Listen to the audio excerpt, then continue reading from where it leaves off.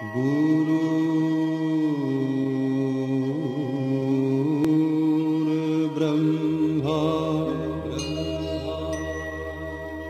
गुरुर्विष्णु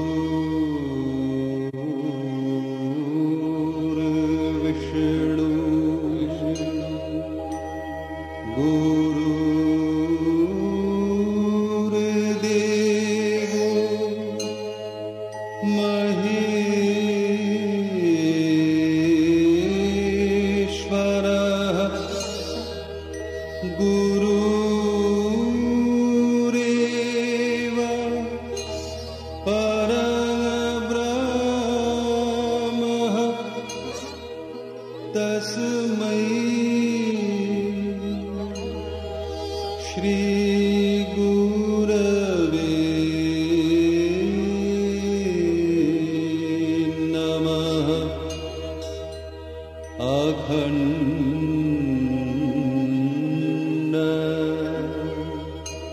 मंडलाकारं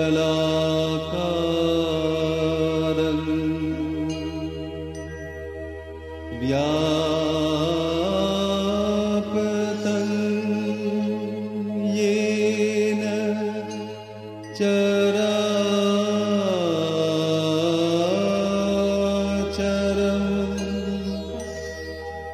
तत्पदं दर्शितं येन तस्मै श्री गुरवे नमः।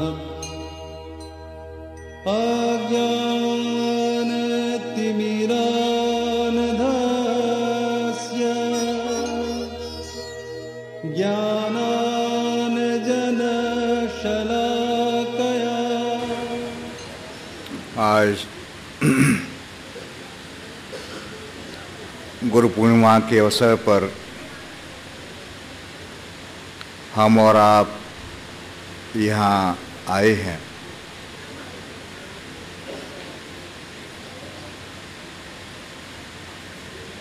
ऐसा कहा जाता है शिष्य रोजाना ही गुरु को याद करता है, लेकिन पूर्णिमा का दिन ऐसा होता है जिस दिन गुरु शिष्य को याद करता है।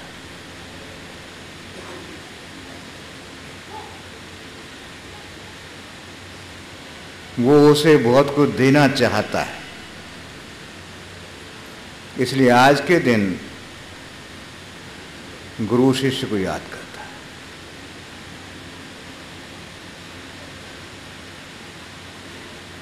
आप सभी जानते हैं गुरु शिष्य का संबंध कैसा होता है।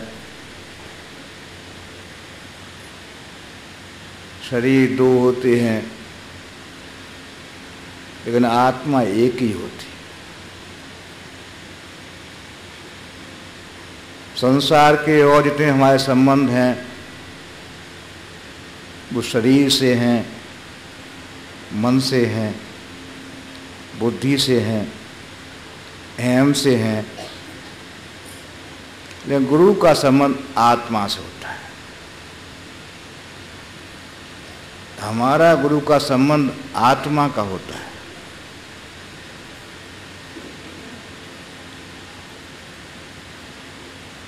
आत्मा जुड़े होते हैं उससे, इसलिए गुरु का संबंध बहुत अटूट होता है। यहाँ तक कहा जाता है जिसे गुरु स्वीकार कर लेता है उसके लिए, उसके उद्धार के लिए बार बार आता रहता है। जब तक शिष्य कोई पूर्ण नहीं कर देता तब तक गुरु बार बार आता रहता है, क्योंकि उसका आत्मा का संबंध है। गुरु क्या होते हैं यदि हम व्याख्या करें तो हमारी आंखें तो स्वरूप देखती हैं, एक रूप है उनका, एक नाम है उनका, और जो कुछ हम देखते हैं, हमारी आँखें बुद्धि जहाँ तक देख पाती हैं यही देखती हैं। गुरु इतना तो होता ही होता है क्योंकि स्थूल में है, उसका नाम है, रूप है, जाति है, धर्म है, संप्रदाय है, ये सारी बातें तो हैं ही, लेकिन गुरु इसे बहुत आगे की अवस्था का होता है।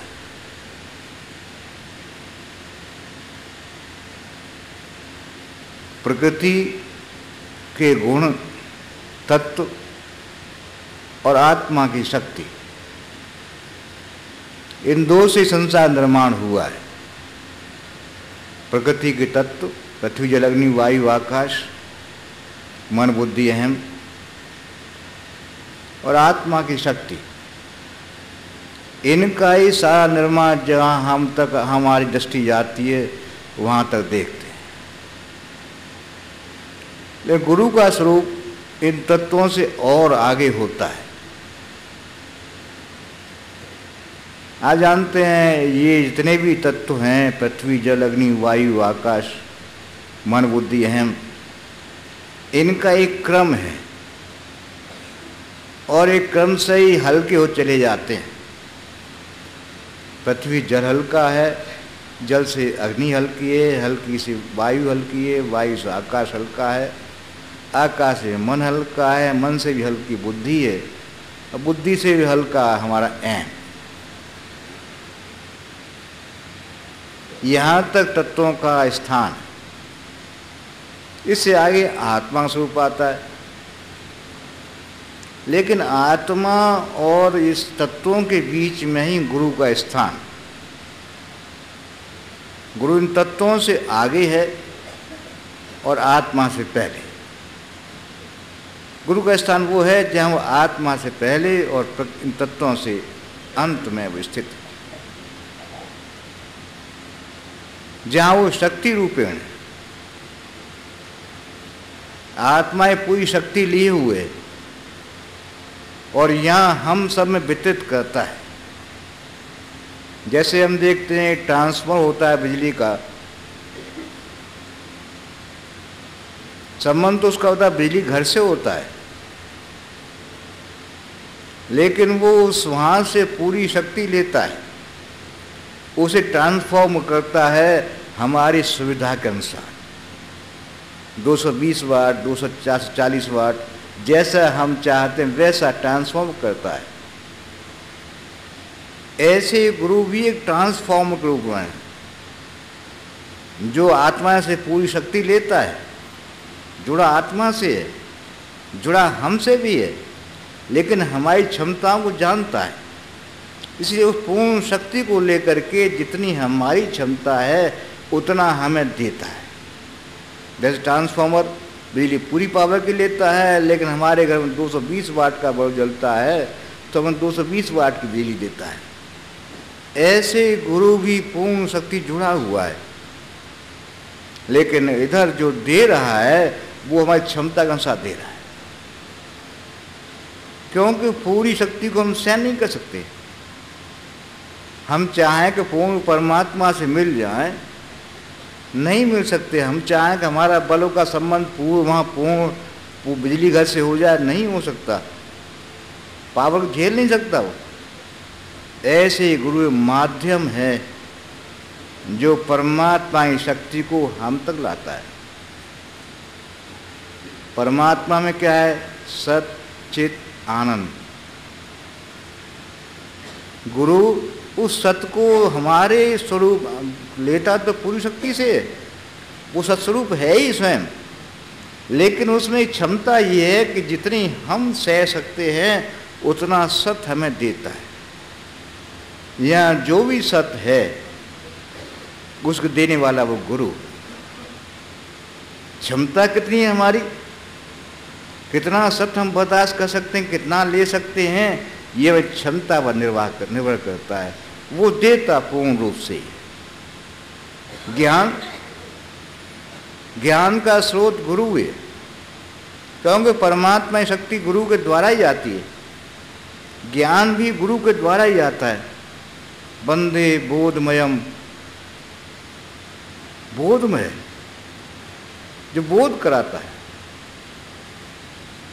अक्षर ज्ञान तो हमें माँ कराती है, शब्द माँ कराती है, अध्यापक कराता है, लेकिन अक्षर का बोध गुरु कराता है। अक्षर ज्ञान होना और बात है, लेकिन बोध होना और बात है। हर शब्द में एक बोध छिपा रहता है। अर्थ तो सभी कहते हैं, लेकिन बोध एक गहरा उसका रहस्य छिपा होता है। बोध कितना गहरा होता है, ये हमारी क्षमता पर निर्भर करता है। जैसे समुद्र में मोती हैं, लेकिन हमारी क्षमता कितनी है डूबने की, कितना हम डूब सकते हैं उसमें, उतना ही हम उससे मोती प्राप्त कर लेंगे। ऐसे ही बोध में, बोध वो है जहाँ पूर्ण ज्ञान है, केवल शब्द अक्षर नहीं है, पूर्ण ज्ञान है। गुरु वो बोध देता है जिसमें शिष्य जितना गहरा जा सकता है उतना ही उसे प्राप्त कर जाता है। इसीलिए हम जहाँ इस स्तर पर बैठे हुए हैं, यहाँ एक ऐसी क्लास है जहाँ प्रारंभिक अवस्था के व्यक्ति बैठे हुए हैं और अच्छी अवस्था के व्यक्ति बैठे हुए हैं। यहाँ सभी अवस्था के व्यक्ति बैठे हुए हैं, जो आज प्रारंभ कर रहे हैं या जो बड़ी अच्छी अवस्था बैठे हुए हैं, सभी बैठे हुए हैं। अपनी अवस्था, अपनी अपनी क्षमता से बैठे हैं। जहाँ तक बोध का हिसाब है, जितना जिसकी क्षमता है उतना ही बैठा है, वो उतना ही और आगे जितना आगे बढ़ चुका है उतना और आगे ज़्यादा प्राप्त करता है। ऐसी ही बात है तो हो रही थी परम पूज्य पंडित महाराज से, कहा कि गीता तो ज्ञान का सागर है, जितना भी डुबकी लगाएंगे उतना ही उसमें प्राप्त होता है। बोध कभी पुराना नहीं होता, नित्य नवीन होता है। ज्ञान भी पुराना नहीं होता, ज्ञान नित्य नवीन होता है, नित्य नवीन होता है।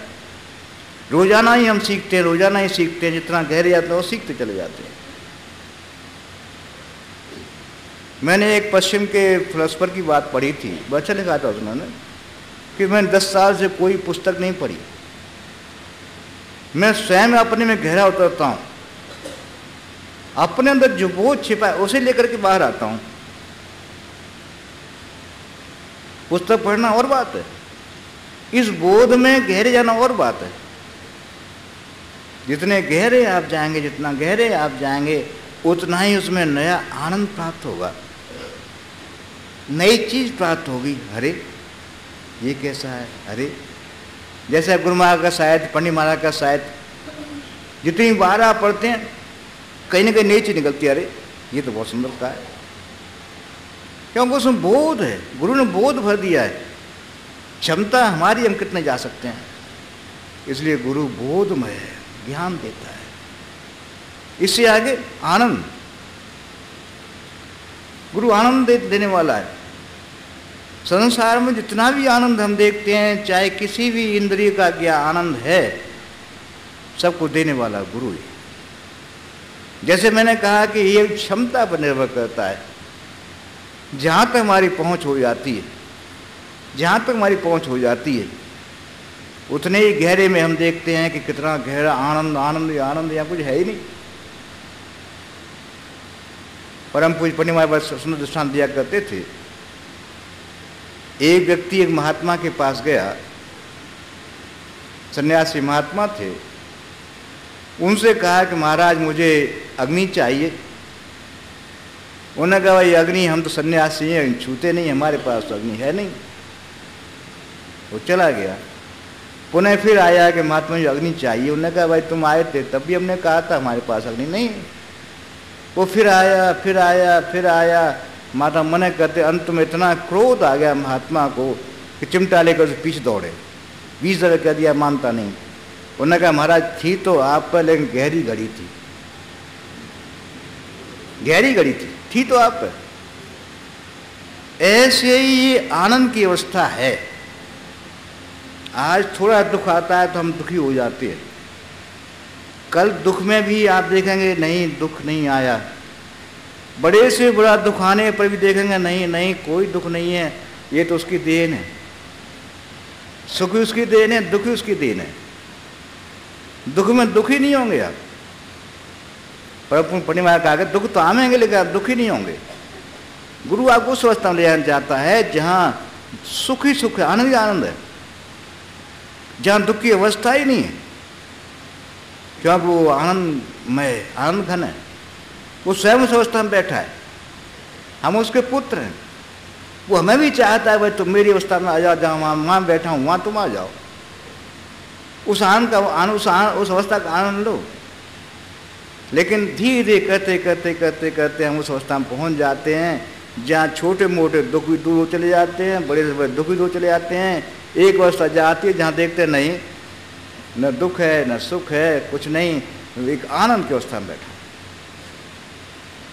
जैसा आपने सुना है ये सिखों गुरुओं के बारे में, बहुत बहुत तंग किए गए, गरम तेल डाला गया, गरम तवे बिठाया गया, बहुत बहुत कष्ट दिए गए, लेकिन भाई सहज भाव से बैठे।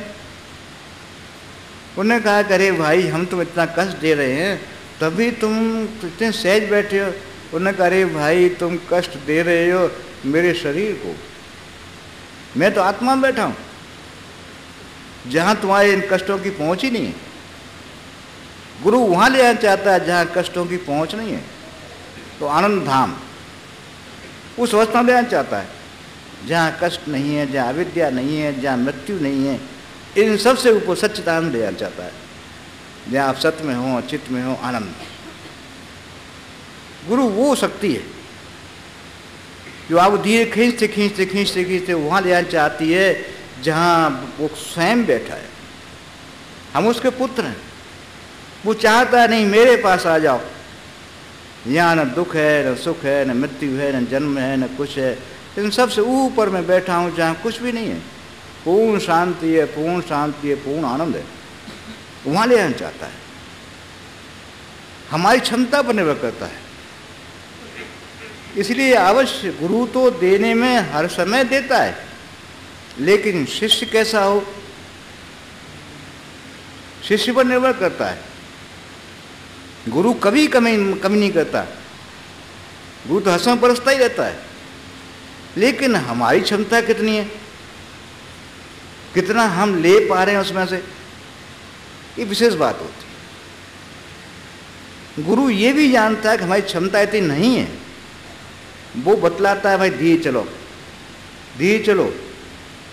साधना उस आगे तक पहुंचने की साधना है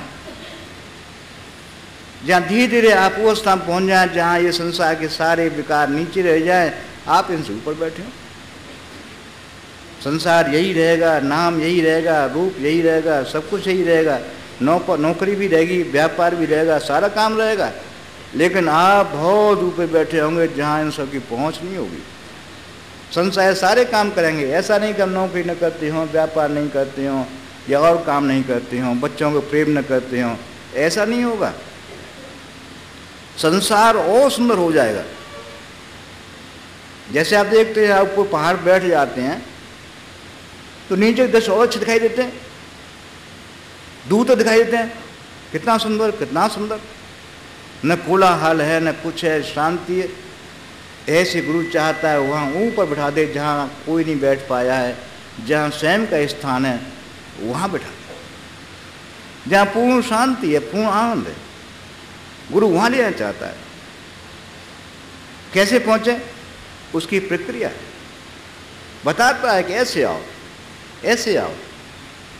इतना ही नहीं, दोनों काम करता है। हम चलते भी हैं, वो सहारा भी लगाता है। गुरु हमें उठाता भी है साथ साथ। ऐसा नहीं कि हमारे लिए अकेले चलना हो, बालक 2 कदम रखता भी है, माँ भी आगे आ जाती है, उठा लेती। ये 2 कदम रखना है साधना। हम 2 कदम रखें, वो तैयार बैठा है उठाने, उठा लेगा। ये नहीं कि हम हजारों कदम पर चलने पड़े, नहीं चलना पड़ता। 2 कदम चलने की जरूरत है, 2 कदम हम चलें, गुरु आगे बढ़ के उठा लेता है। लिखा है जो मेरे 1 कदम चलता है 1000 कदम चलता हूँ। ये वो अवस्था है। गुरु वो शक्ति है जो हमें वहाँ पहुँचाना चाहती है जहाँ आज तक कोई नहीं पहुँचा। इसलिए आवश्यक है शिष्य का भी होना, शिष्य का होना परम आवश्यक है। शिष्य कैसा हो? परम पूज्य पंडित महाराज बड़ा सुंदर दृष्टांत देते थे। ये वृंदावन के टेढ़े खम्भे वाले मंदिर में एक मूर्ति बनी है, एक फोटो चित्र बना है। राधा जी स्नान कर रही हैं और एक मोर मुंह खोले वहाँ खड़ा हुआ है। वो जो पानी गिर रहा है उसे पान करते चला जा रहा है। वो कहते शिष्य का धर्म ये है, हर समय मुंह खुला रहे, हर समय हृदय खुला रहे। वो हर समय बरसता रहता है, हमारा हृदय खुला रहे, हर समय की भक्ति आती है। इसलिए दो चीजें ने बताई, एक तो साधना, दूसरा चिंतन। साधना तो सुबह शाम करते ही हैं, लेकिन चिंतन जैसे मैंने उदाहरण दिया था, मोर का मुंह खुला रहता है, ऐसे हर समय से याद रहती है मेरे गुरु कैसे हैं, क्या हैं, उनका स्वाध्याय करना, उन ग्रंथों का अध्ययन करना, उनकी लीलाओं को याद करना, कैसे कहा था, ऐसा हुआ था, ऐसा हुआ था। इससे आपके हृदय में और नजदीक आ चली जाती। रामायण बड़ा सुंदर आता है, जब भगवान राम मृग मारने के लिए जाते हैं, सीता जी कहती हैं सोने का मृग है, इसकी छाल बहुत अच्छी है, इसे मार लिया जाए। तो राम उसे मारने जाते हैं तो चेहरा तो उसका आगे हो गया, वो चेहरा नहीं देख रही हैं, लेकिन पीछे जो उनके तलुए दिखाई दिए, सुंदर लाल लाल तलुए, तो 2 साल जहाँ सीता का वनवास, सीता जहाँ रावण के लंका में रहीं, 2 साल तो उन्हें वही याद रहा कि राम के सुंदर कितने चरण सुंदर थे। वो अंत में वही याद रहा, क्या रे, वही चिंतन रहा हर समय कि राम के चरण कमल कैसे थे, गए थे तो कैसे उनका यह था। ऐसे ही उनकी लीलाएं हर समय हम याद करते रहें, भीगे रहें। तो जैसे एक तो बरसात होती है, तेज बरसात होती है, पानी बह जाता है। एक बरसात होती है जहाँ रिमझिम होती है। रिमझिम बरसात में क्या होता है, पानी समाता जाता है, जमीन समाता जाता है। चिंतन वो है जहाँ वो समाती जाती है हमें। इसलिए दोनों चीज़ आवश्यक हैं।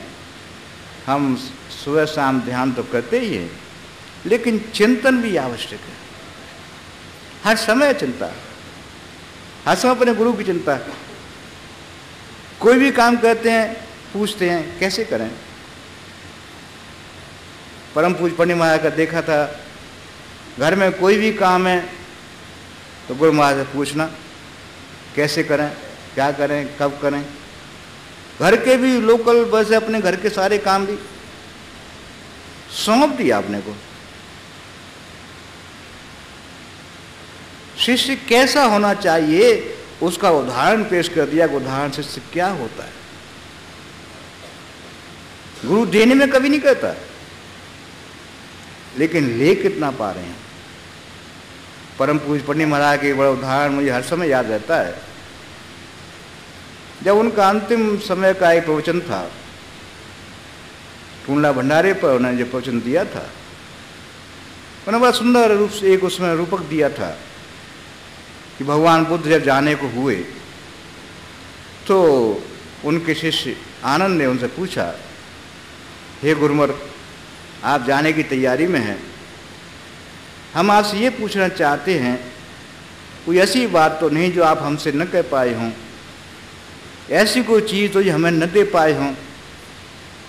तो परम पूज्य पंडित महाराज ने अपने दोनों हाथ उठाए, कहा, देखो मेरे दोनों हाथ खाली है। मुझे अभी उनके लाल लाल हाथ अभी हर समय याद रहते हैं। बड़े प्रेम से कहा था, देखो मेरे दोनों हाथ खाली हैं, मुझे देना था दे दिया, कहना था कह दिया, कितना आपने लिया ये आप जाना, आप काम करना, मैंने कभी कोताही नहीं की। जितना मुझे गुरु से मिला उतना मैं देता ही रहा, देता ही रहा। और आप देखते हैं कितनी यात्राएं, कितने कष्ट में यात्राएं, केवल इसीलिए जहाँ जहाँ लोगों को बांट दें, मेरे पास कितना मिला सबको बांट दें। और इसीलिए वो वहाँ पहुँच गए जहाँ अच्छे से नहीं पहुँच पाते। एक गुरु, एक महात्मा का बड़ा सुंदर दृष्टांत आता है। महात्मा के बहुत से गुरु थे, शिष्य थे। एक को बुलाया, कहा कि भाई देखो हम तो पूर्ण करते हैं, ये अमृत विद्या है, कितना भी दुख हो सब से दूर हो जाते हैं, ये विद्या मैं तुम्हें दे रहा हूं, लेकिन शर्त यह किसी से कहना मत। गुरु ने पूर्ण कर दिया। उस अवस्था में बैठा जहां देखता है अरे मैं आनंद में बैठा हूं, इतने भाई दुखी बैठे, अरे मेरे पास आनंद है और सब दुखी बैठे। छत पर चढ़ गया, सब बुलाने लगा, अरे आओ भाई मेरे पास अमृत है, आओ मेरे पास आओ, मेरे पास औषधि से दुख नहीं रहेंगे तुम्हारे। लोग आते गए, दुख दूर होते गए, सबको कल्याण करता गया। शिष्यों ने जाकर गुरु महाराज से कहा, गुरु महाराज आपने उससे कहा था किसी से कहना मत। तो वो छत पर खड़े होकर कह रहा है, सबसे कह रहा है कि आओ मेरे पास, आओ मेरे पास अमृत है, सबको बांट रहा है। उन्होंने बुलाया, कहा कि भाई हमने तुमसे कहा था किसी से कहना मत, लेकिन सुना है कि तुम सबसे कह रहे हो। उसने कहा, जानते उसका परिणाम क्या होता है? गुरु की वाणी, गुरु की अवज्ञा करना, इसका परिणाम क्या होगा जानते हो? रौरव नरक में जाना पड़ेगा। उसने हाथ जोड़े, कहा मुझे मंजूर है, उस नरक में जाना मुझे मंजूर है, लेकिन हजारों तो कल्याण हो जाएगा। गुरु ने हृदय लगा लिया, वास्तव में तुम नहीं पहचाना, तुम नहीं जाना कि उन्हें क्या करना है। ऐसे शिष्य लेता भी, बांटता भी, ये चाहता है मेरे गुरु की वाणी संसार में फैल जाए। परम पूज्य पंडित महाराज यही कहते थे कि मेरे पंख नहीं है, नहीं तो मैं सब दुनिया में उड़कर सबसे कहता, देखो भाई एक ऐसे महापुरुष आए जिन्होंने ये अमृत वचन दिए, मैं उनकी बात तुम सबसे कहने आया हूं। ये जिज्ञासा उसमें रहती है। अपना शरीर नहीं देखता, स्वास्थ्य नहीं देखता, लेकिन यही जिज्ञासा सबसे सबसे कह दें, लोग कितने खुश होते हैं। ये वो शिष्य का था। गुरु कृतार्थ होता है ऐसे शिष्य को प्राप्त कर, और शिष्य कृतार्थ होता है ऐसे गुरु को प्राप्त कर। एक अटूट संबंध है। गुरु भी कृतार्थ होता है जिसे ऐसा महान शिष्य मिल जाता है, ऐसा विद्वान शिष्य मिल जाता है, ऐसा शिष्य समर्पित करने वाला समर्पित शिष्य मिल जाता है। और शिष्य भी कृतार्थ होता है ऐसे परम पूर्ण गुरु को प्राप्त कर। रामकृष्ण परमहंस, विवेकानंद, परम पूज्य गुरु महाराज और पंडित महाराज, ये एक अटूट रिश्ता है शिष्य और गुरु का। गुरु देता है, शिष्य लेता है। नानक साहब का एक बार सुंदर दृष्टांत आता है। नानक साहब संपर्क में एक बड़े जिज्ञासु आए, लहना साहब। उनके साथ रहने लगे, सब कुछ छोड़ दिया, समर्पित ही हो गए, लेकिन बहुत कठिन साधना करते थे, रात रात जागना, रात रात साधना करना। नानक साहब बुलाया कि अरे लहना, तू लेना मैं देना, तुझे लेना है मुझे देना है, फिर ये तू क्यों करता है इतना, इतनी कठिन साधना क्यों करता है?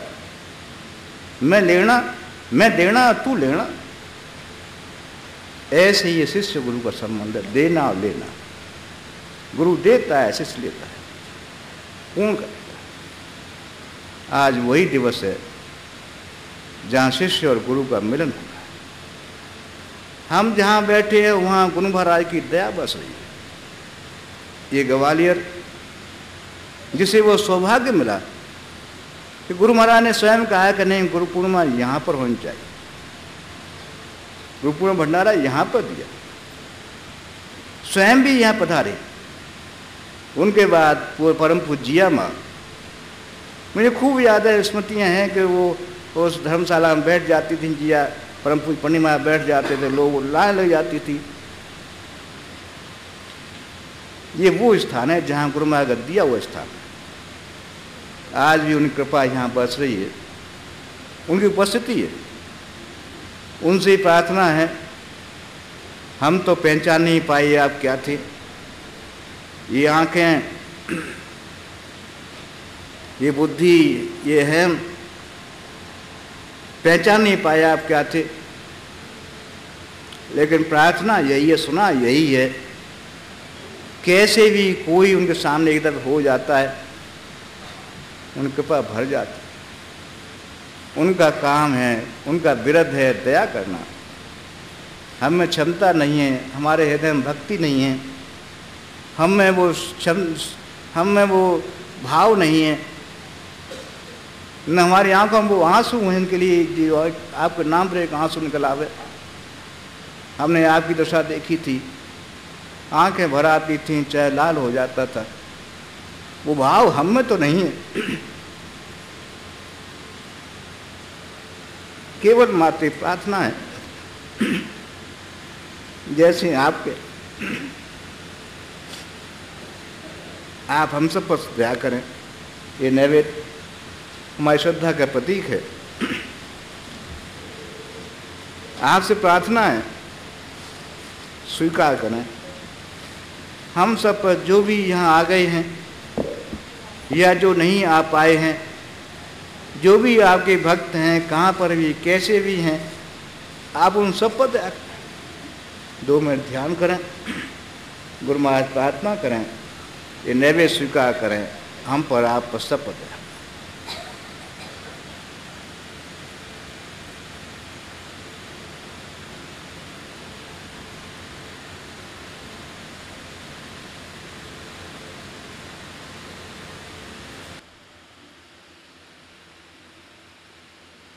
भर्तृहरि महाराज की वाणी है,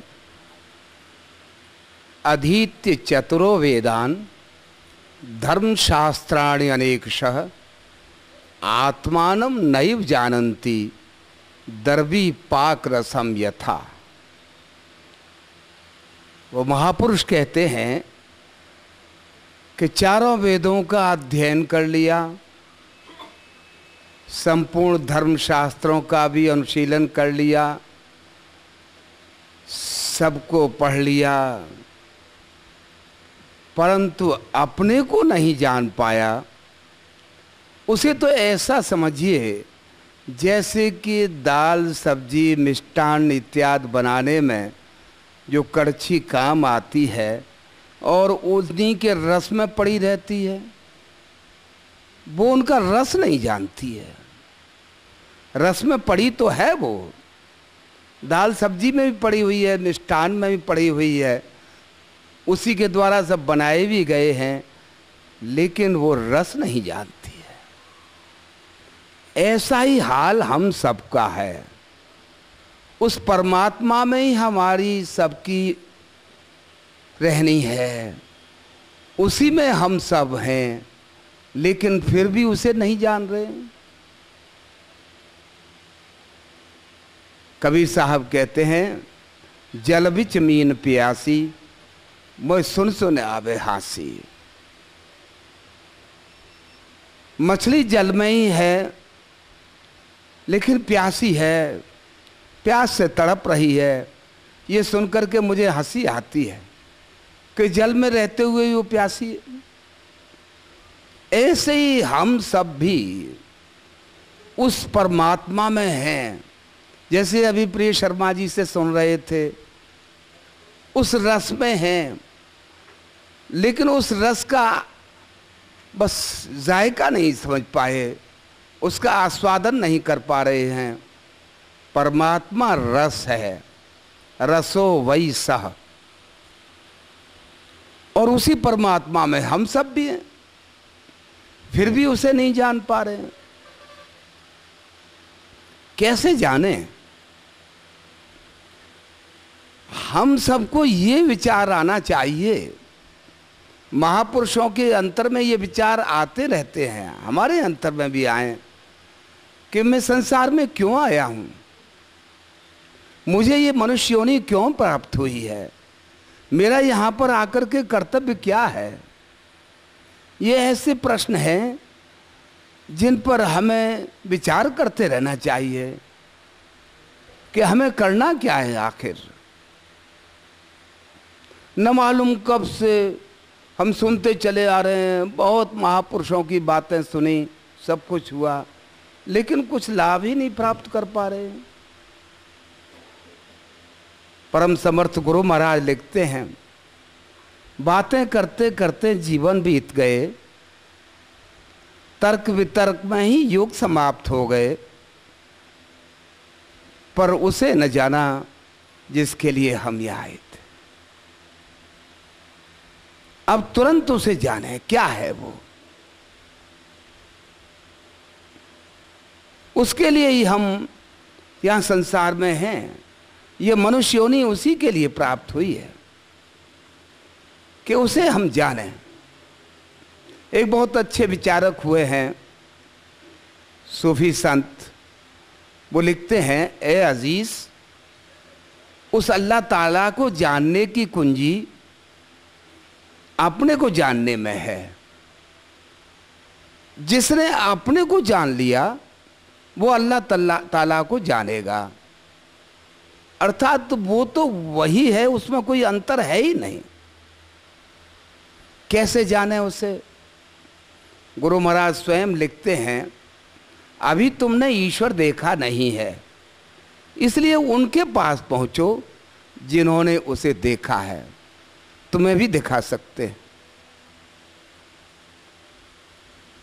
यही हम सबको करना है। एक बहुत अच्छे फिलोसफर, वेस्टर्न फिलोसफर हुए हैं, उन्होंने एक किताब लिखी है, उसका नाम है मैन द अननोन, अनजाना आदमी। वो लिखते हैं कि बड़ा सा बड़ा विद्वान भी अपने बारे में दशांश ही जान पाता है, पूरा तरह से जान नहीं पाता मैं कौन हूं,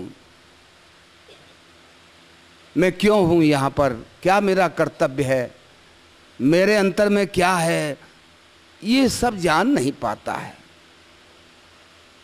हाँ, संत जानते हैं मैं कौन हूं, क्या।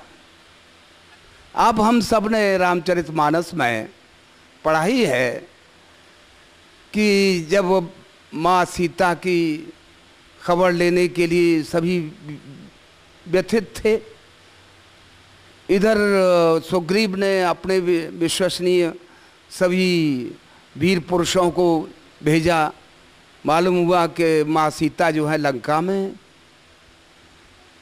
तो लंका में जाना है, उसके लिए जामवंत, हनुमान जी और अंगद इत्यादि इन वीर पुरुषों को भेजा, भाई तुम लोग पता लगाओ किसी तरह से। सब दुखी थे, समुद्र के किनारे पहुंच जाते हैं, उस विशाल जल राशि को देख करके भयभीत हो जाते हैं, कैसे पार करेंगे, इसका तो किनारा कहीं दिखाई देता ही नहीं है, कैसे पार करें इसको। बार बार सब यही सोच रहे थे। वहां पर बुद्धिमान पुरुष भी थे, जामवंत जी महाराज, कहने लगे भाई मैं क्या कहूं, वृद्धावस्था आ गई है, नहीं तो मेरे लिए कोई बड़ा काम नहीं था ये। हनुमान जी की तरफ से देख करके कहते हैं कि अरे हनुमान, तुम क्यों चुपचाप बैठे हुए हो, पवन तनय बल पवन समाना, का चुप साध रहे बलवान। तुम तो पवन तनय हो, पवन की तरह से तुम्हारे अंतर में बल है, तुम भूले हुए हो उसे। बस ऐसी उनकी वाणी सुनी और वो अंतर में व्याप्त हो गई कि अरे ठीक ही तो कह रहे हैं, मुझ में तो अपार शक्ति है, अपार बल है, बल का भंडार है मेरे अंतर में। तो बस तुरंत ही भय पर्वताकारा, वो एकदम पर्वत की तरह से खड़े हो गए। कहने लगे मैं अब आराम से पहुंच जाऊंगा, आप चिंता न करें, मैंने अपने को देख लिया, मेरे अंतर में क्या शक्ति कैसी क्या है। गुरु ने मुझे संकेत दे दिए हैं। बस हनुमान जी जाते हैं, आप सबने पढ़ाई है, लंका में पहुंचते हैं। कैसे? उन गुरु की कृपा से उन्हें अपनी शक्ति का आभास मिल गया। शक्ति तो थी, सन्निहित थी, भूले हुए थे उसके बारे में कि मैं कैसे, मेरे अंदर तो वो शक्ति है ही नहीं। गुरु संकेत करते हैं कि अरे आप तो महान शक्तिवान हैं, आपके लिए कोई ये दुष्कर कार्य नहीं है। बस शिष्य के अंतर में वो बल एकदम प्रस्फुटित होने लगता है। उन्हें हाँ मैं करता हूं इस काम को। एक बड़ी सुंदर गाथा आती है सिख इतिहास में कि एक छोटे से बालक थे जो गुरु गद्दी पर आसीन हुए। परिस्थितियां ऐसी ही थी, तो वहां पर यही हुआ कि ये छोटा बालक बैठा हुआ है, ये क्या जानता है। ऐसी ही खबरें मुगल बादशाहों के पास पहुंची। उन्हें बुलाया गया कि आप आइए, दरबार में आपको आना है। हुक्म था, जाना पड़ा। जा रहे थे, जगह जगह पर उनकी संगत होती जाती थी, लोग आनंदित होते थे। बस एक जगह वो विराजे हुए थे, उधर मुसलमान शासकों ने एक बहुत बड़े पंडित को भेजा कि तुम जाकर के गुरु को परास्त कर दो। ऐसा ही हुआ। उन्हें ये मेरे लिए क्या बड़ी बात है, वो तो एक बालक है, वो क्या जानता है। बस पहुंचे, संगत समाप्त हो चुकी थी। वहाँ पर उन शास्त्री ने कहा कि मैं आपसे शास्त्रार्थ करना चाहता हूँ। अच्छा, मुझसे शास्त्रार्थ करना है? हाँ। उधर एक सेवादार था, छज्जू जिसका नाम था, बुलाया, यहाँ आओ। गुरु के सामने हाथ जोड़ के खड़ा हो गया। हुक्म। गुरु ने दृष्टि डाली, अंतर बदल गया, आदेश दिया, अच्छा अब तुम ही शास्त्रार्थ करो, मैं क्या करूंगा। और उस बिना पढ़े लिखे व्यक्ति ने शास्त्रार्थ उस समय किया। पंडित जी परास्त हो गए। पंडित जी के अंतर में आभास हुआ कि ये बालक नहीं है, साक्षात परमात्मा है। चरणों में प्रणिपात हो गए कि मेरी भूल को क्षमा करें, मैंने तो आपको केवल बालक ही समझा हुआ था। ऐसे ही गुरु की दृष्टि जिस पर पड़ जाए करती है, निहाल हो जाते हैं, अनायासी वो ज्ञान को प्राप्त कर जाते हैं। देर नहीं लगती है, देर अपनी तरफ से है, वहां देरी है ही नहीं। वो तो ज्ञान देने के लिए आते ही है संसार में, तलाशते ही रहते हैं कोई ऐसा मिल जाए जिसको कि मैं ये चीज अपनी दे दूं। लेकिन हमारे अंतर में वो जिज्ञासा है ही नहीं, और जब तक वो बलवती जिज्ञासा नहीं होगी तब तक वो ज्ञान भी प्राप्त होने का नहीं है। हम लोग तो अक्सर खाना पूरी में ही लगे रहते हैं, बस समय आया बैठ गए। वो भक्ति नहीं है, वो भाव नहीं है अंतर में, वो जिज्ञासा नहीं है, वो तड़प नहीं है अंतर में। और जब तक वो तड़प नहीं है तब तक कुछ काम होना भी नहीं है। वास्तविकता तो यह है कि शिष्य की तड़प ही उसे आने के लिए मजबूर कर देती है। जिन्होंने तलाशा उन्हें प्राप्त हुआ, निश्चित रूप से प्राप्त होगा। जिन खोजा तिन पाइयां गहरे पानी पैठ। जिन्होंने गहरे में जाकर के अंतर में विचार करते रहे, अरे मैं क्या ऐसा ही रह जाऊंगा, का जीवन में मुझे प्राप्त नहीं होगा, उन महापुरुषों को ये कैसे ज्ञान प्राप्त हुआ होगा। उनका भी तो शरीर हमारे जैसा ही था, कोई विचित्र और दूसरा शरीर नहीं रहा होगा उनका भी, वो भी तो मनुष्य शरीर में ही थे, उन्होंने भी तो वो ज्ञान प्राप्त किया, मैं भी प्राप्त कर सकता हूं। सूत्र आता है जानताम संगमे महे, जानकार मनुष्यों के समक्ष पहुंचो, उनसे पूछो, वो बतलाएंगे। पंडित जी महाराज कहा करते 3 चीजें होती हैं, प्रणाम, सबसे पहले जाकर के ऐसे महापुरुषों के चरणों में भक्त भाव से प्रणाम करें, इसी से वो द्रवित हो जाएंगे। फिर सेवा, सेवा भी 3 प्रकार की कहा करते थे, तन मन और धन। वो कहा करते तन और धन की सेवा करते हुए तो बहुत देखे जाते हैं, लेकिन मन की सेवा करने वाले बेड़ले ही हुआ करते हैं। मन की सेवा से ही गुरु प्रसन्न हो जाते हैं। मन से गुरु महाराज की सेवा करते रहे, बस उससे प्रसन्न हो जाते हैं। और उसके बाद में प्रश्न, प्रणाम, सेवा, फिर प्रश्न। ये मत समझो कि हम अपना काबिलियत दिखाने के लिए उनसे पूछ रहे हैं, बस ये समझो कि मैं कुछ जानता नहीं हूं, बस आपके समक्ष हूं, मेरे अंतर में ये जिज्ञासा है पूछने की, आप कृपा करके इसका समाधान करें।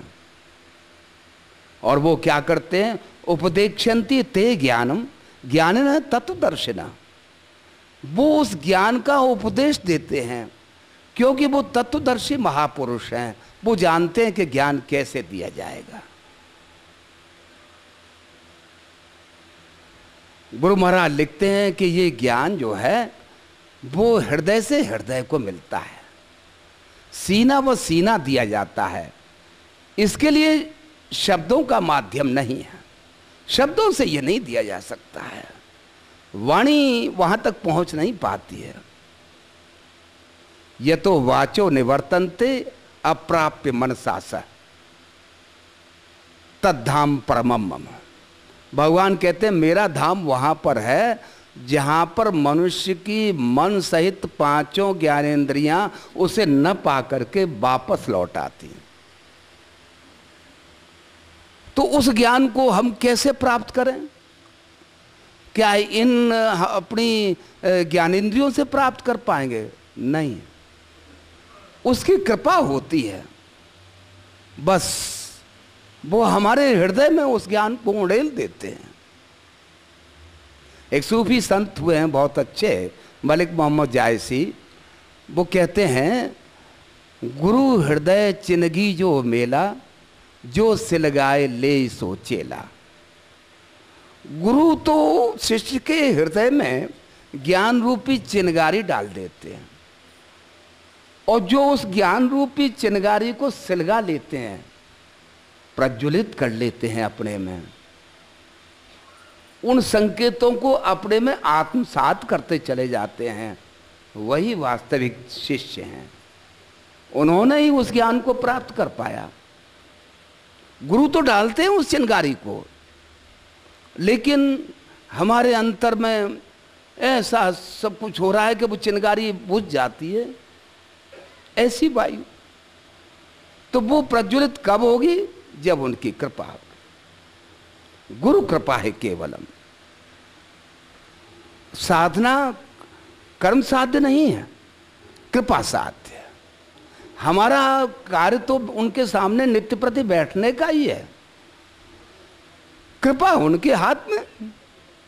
अगर हम श्रद्धा विश्वास के साथ में निश्चित समय से और बैठते रहेंगे, कहां तक उनकी कृपा नहीं होगी। अपने अंतर में वो कचोट नहीं है, वो कुरेद नहीं है। इस जगह लिखा है उन्होंने, शिष्य अपनी बलवती जिज्ञासा से गुरु के हृदय को कुरेदता रहता है, उनको ज्ञान देने के लिए उन्मुख करता रहता है। और वो ऐसे कुरेदता है, छोटी छोटी बातें कह करके पूछ से अपनी जिज्ञासा उसी में सब प्रकट करता चला जाता है, और गुरु के अंतर में वो ज्ञान अनायास ही प्रकट होने लग जाता है, शिष्य उसे प्राप्त कर जाता है। उसके लिए बस यही भगवान कृष्ण कहते हैं, श्रद्धावान लभते ज्ञानम तत्परः संयते इंद्रिय। श्रद्धावान पुरुष ही उस ज्ञान को प्राप्त कर पाएंगे। जिनके अंतर में अभी गुरु के प्रति श्रद्धा नहीं आ पाई है, वो उसको प्राप्त नहीं कर पाएंगे, कितना भी प्रयास क्यों न कर लें। दूसरी चीज कहते हैं तत्परः, तत्परता आनी चाहिए। जैसे कि चातक पक्षी के अंतर में ऐसी तत्परता देखी जाती है। कहा जाता है कि स्वाति नक्षत्र के जब बादल होते हैं, तब वो उन बादलों की तरफ ही अपनी चोंच फाड़े हुए देखता रहता है कि कब वो बूंद गिरे और मैं अपने अंतर में उदरस्त कर लूं। ऐसी तत्परता शिष्य के अंतर में आ जाएगी तो उस चातक की तरह से उस ज्ञानमयी बूंद को प्राप्त करता चला जाएगा, और कुछ नहीं करना है। गुरु का ज्ञान तो बरस ही रहा है। ऊसर बरसे तृण नहीं जामा, ऊसर में पानी बरस रहा है, तृण नहीं जम रहे। ऐसे ही हमारा हृदय तो ऊसर की तरह से हो गया है। उसकी उर्वरा भूमि तो गुरु कृपा से ही हो पाएगी। उसके लिए हर समय गुरु का ध्यान और चिंतन दोनों ही परम आवश्यक हैं। उससे ही हमारे अंतर की भूमि उर्वरा होती चली जाएगी, और वो गुरु का ज्ञान अनायासी हमारे अंतर में प्रविष्ट होता चला जाएगा,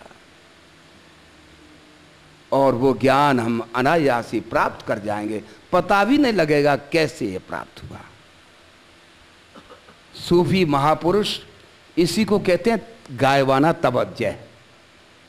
शिष्य को पता भी नहीं लगता है कि ये कब मुझे प्राप्त हो गया, कैसे प्राप्त करा दिया इन्होंने।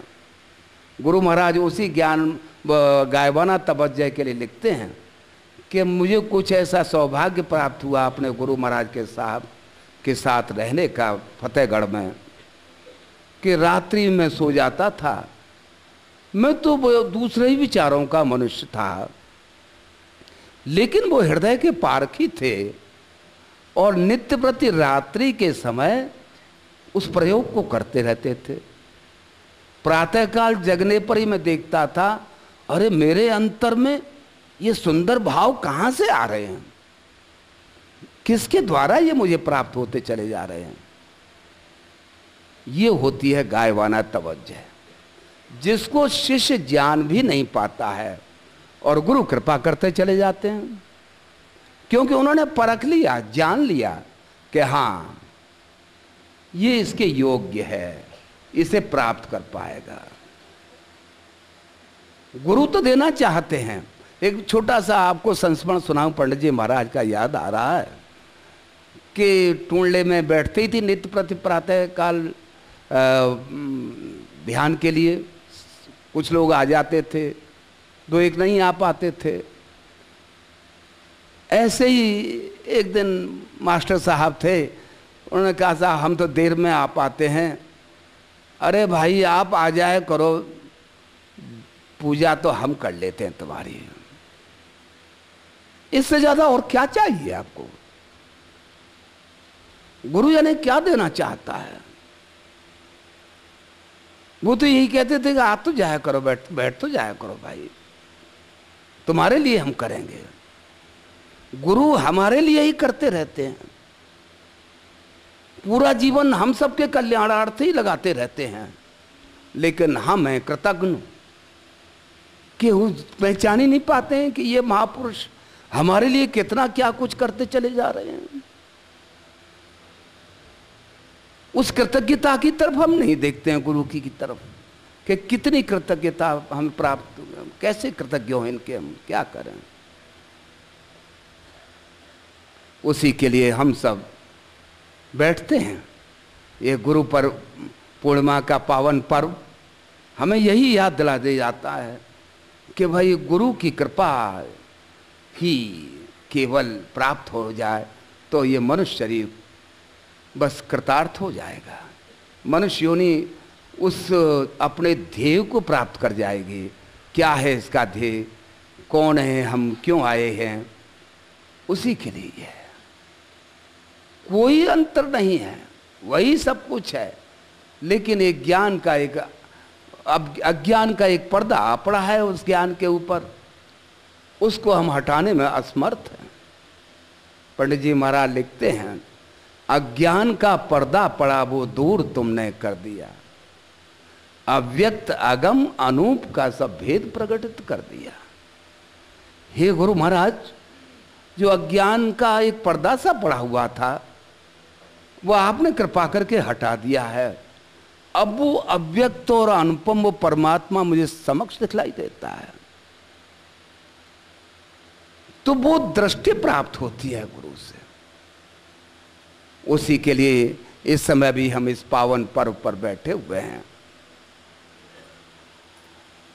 महान ज्ञानी हनुमान जी बैठे हुए थे, भगवान राम भी बैठे हुए थे, बहुत अच्छे भाव में थे।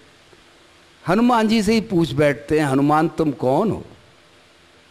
हनुमान जी बड़ा सुंदर उत्तर देते हैं, देह दृष्टिया तो दासो हम। जहां तक शारीरिक दृष्टि का सवाल है, आप स्वामी हैं, मैं आपका सेवक हूं। जीव दृष्टिया तो दंशक है, और जहां तक जीव और उस परमात्मा का सवाल है, तो मैं अंश हूं, आप अंशी। आत्मदृष्टिया तो अमेव हम एव, इतमे निश्चिता मति है। आत्मदृष्टि का जहां तक प्रश्न है, वहां तक जो आप हैं वही मैं हूं, ये मेरा निश्चित विचार है। भगवान प्रसन्न हो जाते हैं, क्या ऐसा ही है। उस स्थिति को उन्होंने प्राप्त कर लिया था, तभी वो कहते हैं कि शारीरिक दृष्टि से तो मैं आपका दास हूं, और जीव दृष्टि से तो मैं आपका अंश हूं, और आत्म दृष्टि से तो जो आप है वही तो मैं हूं। क्या अंतर है? गुरु की कृपा से ही वो दृष्टि प्राप्त हो पाती है, दूसरा कोई साधन संसार में न हुआ है न हो पाएगा। उसी के लिए इस समय भी बैठे हुए हैं, गुरु महाराज से प्रार्थना करते रहें, काश हम भी ऐसी दृष्टि प्राप्त कर पाएं, हमारा भी ये जीवन कृतार्थ हो जाए। उसी के लिए प्रार्थना है। यहाँ ये नैवेद्य रखा हुआ है, बस प्रार्थना करें, प्रार्थना में ही शक्ति है, उसी से वो द्रवित हो जाते हैं। इस समय यही प्रार्थना करें, हे परमात्मन, इस नैवेद्य के साथ हम सबको भी स्वीकार करें, सब पर कृपा करें, सबको वो दृष्टि प्राप्त कर प्रदान करें, जिससे आपके बतलाए हुए मार्ग पर हम चल पाएं। 2 मिनट ध्यान करेंगे और इस नैवेद्य को अर्पित करेंगे, प्रार्थना करेंगे।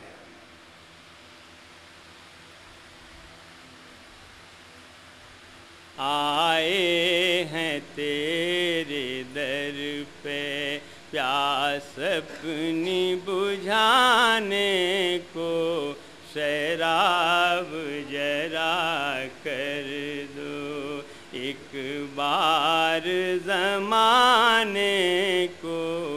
आए हैं तेरे दर पे, बुलवाया है साकी ने, क्या खूब ये मैं खाना, खुल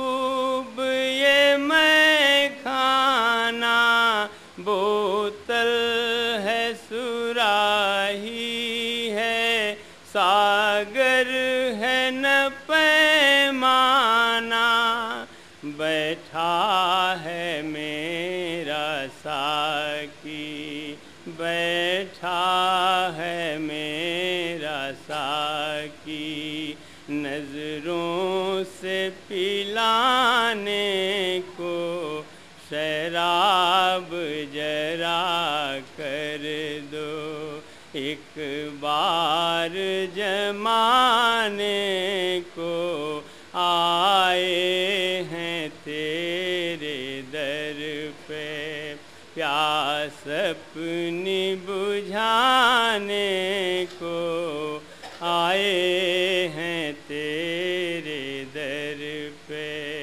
मुझ पर भी करम कर दो, झोली को मेरी भर दो, नजरों को उठाए अपनी, नजरों को उठाए अपनी, फैजाब मुझे कर दो, आया हूँ तेरे दर पे, बिगड़ी को बनाने को शराब जरा कर दो, एक बार ज़माने को आए हैं तेरे दर पे।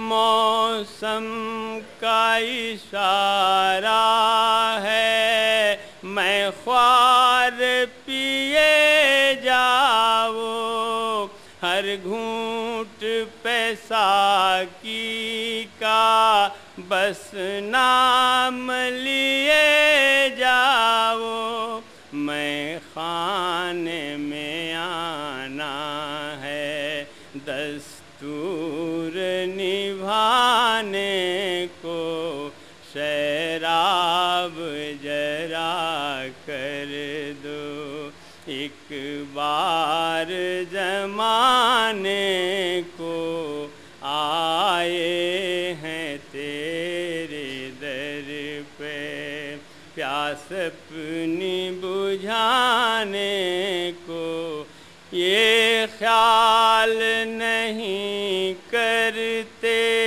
अपना हो कि बेगाना, हर एक के लिए हर दम लबरेज है पैमाना, गुरुदेव की रहमत है हर वक्त लुटाने को आए हैं तेरे दर पे, प्यास अपनी बुझाने को शराब जरा कर दो, एक बार ज़माने को आए हैं तेरे दर पे।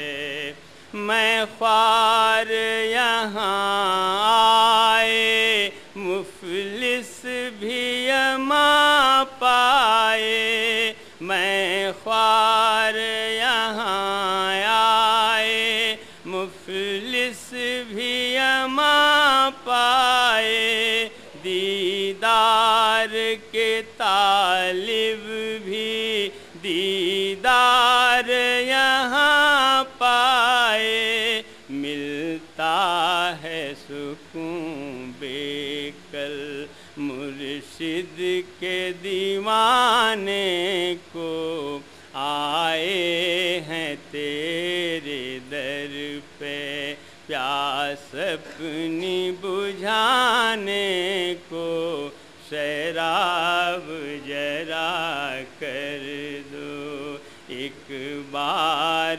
ज़माने को आए हैं तेरे